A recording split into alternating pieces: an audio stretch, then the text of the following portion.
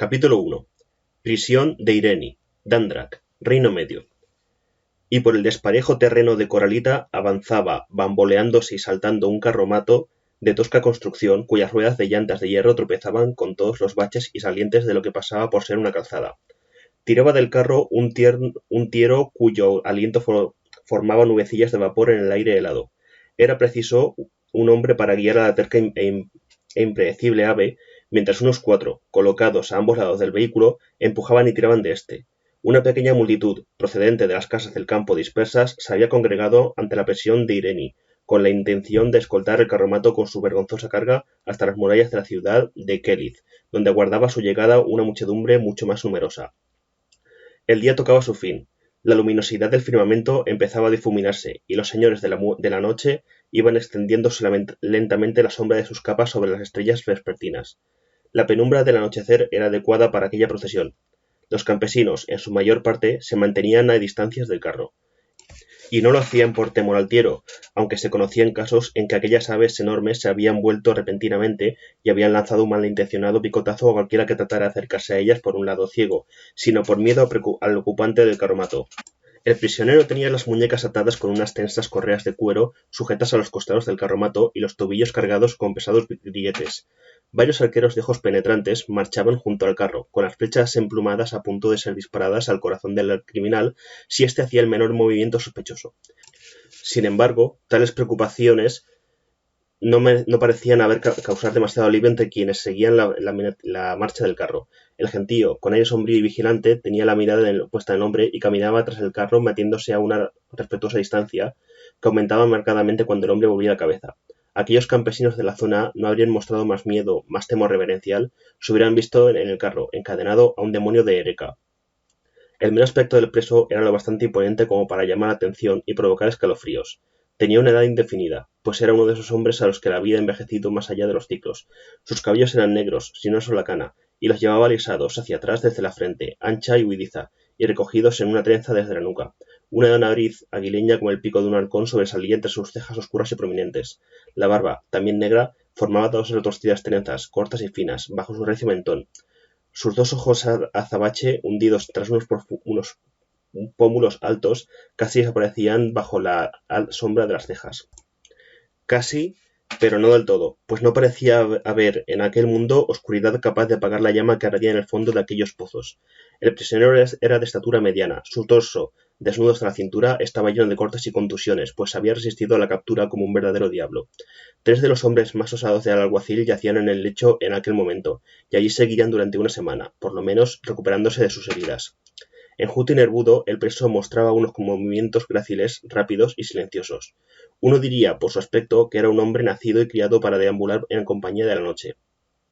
Desde lo alto del carro, el prisionero se divertía al comprobar cómo se retiraban los campesinos cada vez que dirigía la mirada hacia ellos. Empezó a volver la cabeza a cada momento para el desconcierto de los arqueros, que no dejaban de apuntarle con sus flechas, con los dedos crispados y nerviosos en torno al arco, y dirigían rápidas miradas a su jefe, un joven alguacil de expresión solemne, a la espera de sus instrucciones. A pesar del frío de aquel atardecer otoñal, el alguacil sudaba profusamente y su rostro se iluminó bajo las murallas de la Coralita de Kelith. Por fin apareció a su vista. Kelith era pequeña en comparación con las otras 2 ciudades de la isla de Dandrak. Sus casas y tiendas, poco cuidadas, cubrían apenas un menca cuadrado. En el centro mismo de la población se alzaba una vieja fortaleza, construida por preciados y poco comunes bloques de granito, cuyas torres más altas reflejaban aún los últimos rayos del sol. Nadie en Kelith recordaba cuándo ni quién había fundado y edificado aquel bastión, cuya historia pasada había quedado oscurecida por el presente, por las guerras que se habían librado por su posesión. Los centinelas abrieron las puertas de la ciudad y dieron paso al carromato. Por desgracia, el tiero se asustó al escuchar los grandes vítores que cogieron la entrada del carromato en Kelith y se detuvo en seco. El conductor de la terca ave amenazó y azuzó alternativamente al animal hasta que éste se puso en marcha de nuevo, y el carro avanzó por la abertura de la muralla para tomar una calle de Coralita pulimentada que llevaba el grandioso nombre de Avenida de los Reyes, a pesar de que nadie guardaba un recuerdo de que ningún rey hubiera puesto el pie en ella. Una gran multitud se había congregado para ver al prisionero. El alguacil gritó una orden con voz enérgica y los arqueros cerraron filas en torno al carromato, pese a que los hombres que protegían la parte delantera quedaron en grave riesgo de recibir un picotazo del nervioso Tiero. Envalentonados por su número, los congregados empezaron a lanzar maldiciones y levantar los puños. El prisionero los contempló con descaro, como si los encontrara más divertidos que amenazadores, hasta que una piedra de cantos afilados voló sobre los laterales del carromato e impactó en su frente. La sonrisa burlona desapareció entonces de su rostro, que se contrajo en una mueca de rabia. Cerró los puños y saltó impulsivamente hacia un grupo de rufianes que habían encontrado coraje en el fondo de una jarra de vino. Las correas de cuero que mantenían al hombre sujeto al carro se tensaron. Los costados del vehículo temblaron y se estremecieron. Los grietes de sus pies emitieron un discordante tintineo. El alguacil chilló una orden, alzando el tono de voz una octava debido al miedo, y los arqueros se apresuraron a levantar las armas, aunque se produjo cierta confusión respecto a su objetivo. Unos apuntaron al criminal y otros a quienes lo habían atacado. El carromato, aunque tosco, era sólido, y el hombre que lo ocupaba, pese a aplicar todas sus fuerzas, no consiguió romper sus ataduras ni la madera que la sujetaba. Abandonó sus esfuerzos y bajo un vuelo de sangre observó a uno de los tambaleantes rufianes. «No te atreverías a hacer eso si no estuviera atado», le dijo. «¿De veras?», replicó el joven con aire burlón y las mejillas encendidas por efecto de la bebida. «Desde luego que no», insistió con frialdad el prisionero. Sus ojos negros se clavaron en el joven y había tal animadversión, tal aire amenazador en sus pupilas como ascuas al rojo, que el joven palideció y se entrecortó el resuello.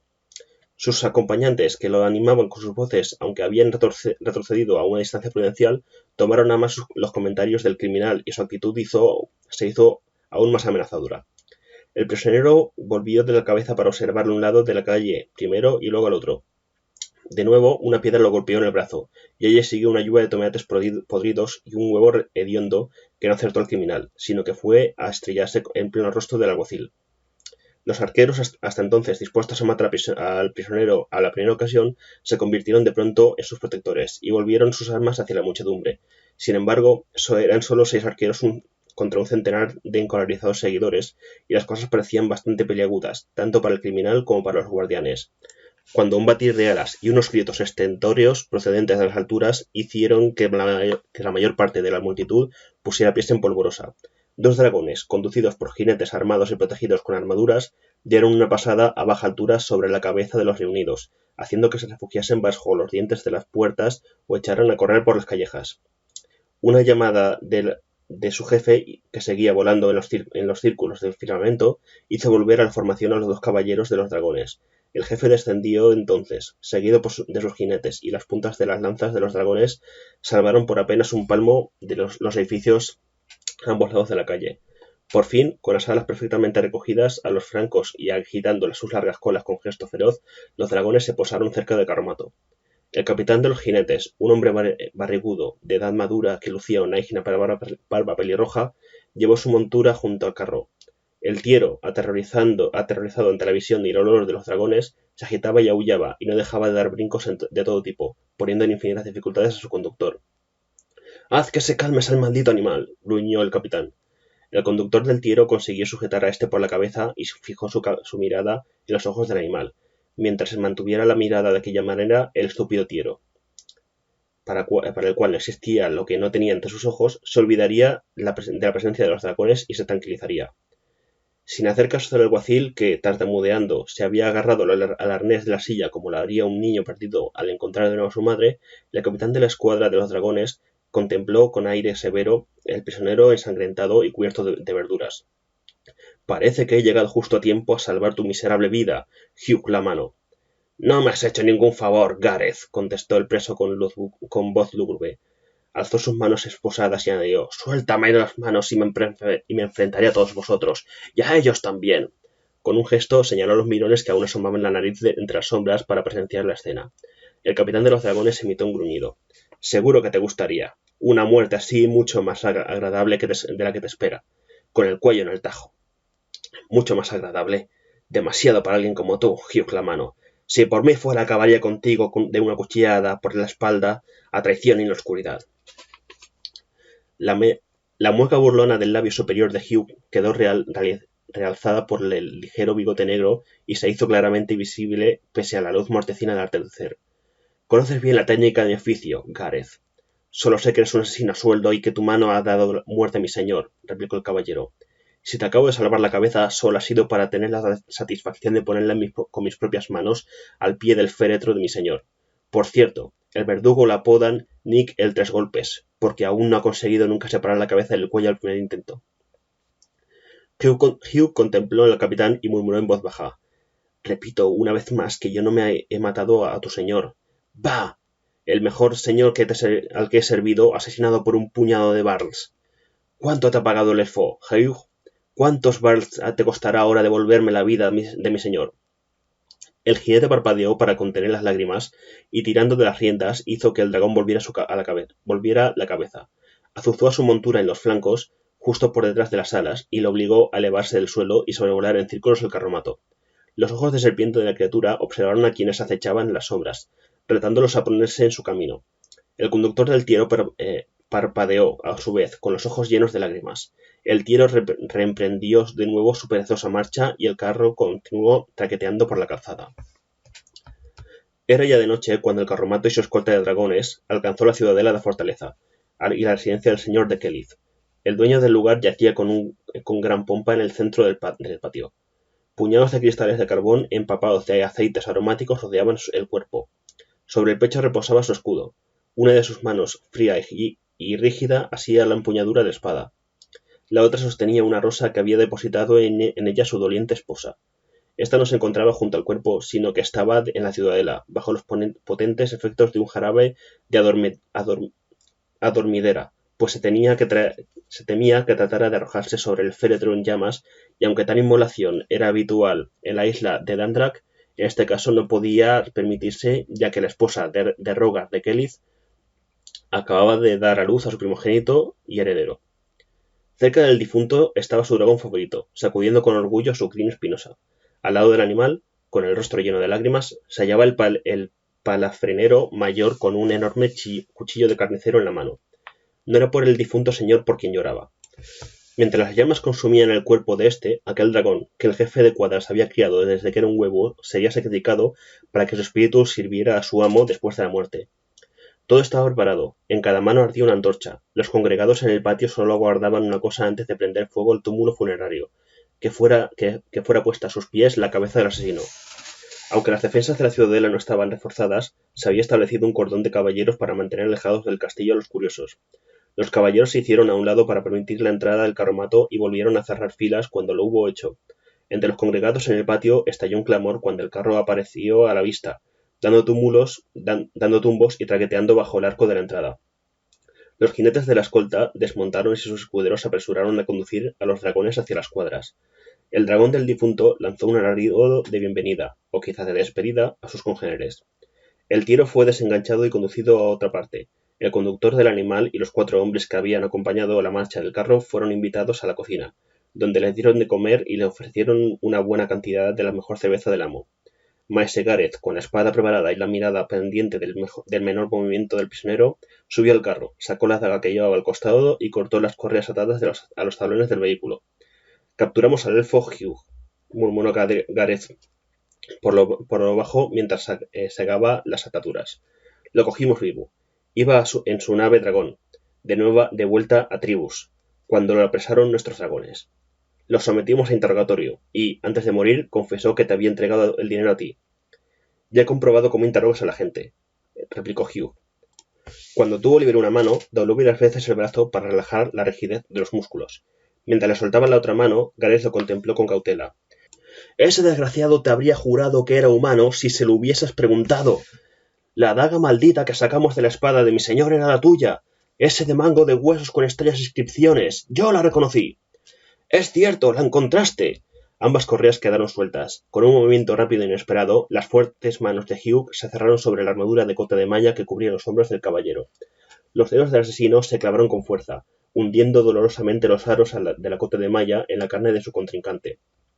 «Y los dos sabemos muy bien por qué la encontraste», masculló. Gareth aspiró profundamente y lanzó la daga hacia adelante. La hoja había recorrido 3/4 partes de su camino hasta la caja torácica de Hugh cuando, con un esfuerzo de voluntad, el caballero detuvo su acto reflejo de defensa. «¡Atrás!», rugió a varios de sus hombres que, viendo en dificultades a su capitán, habían desenvainado la espada y se disponían a acudir a su auxilio. —Suéltame, Hugh —murmuró con los dientes apretados. Su piel tenía un tono plomizo y el sudor perlaba su labio superior. —Te ha fallado el truco. No encontrarás una muerte fácil en mis manos. Hugh se encogió de hombros y, con una sonrisa irónica, soltó al caballero.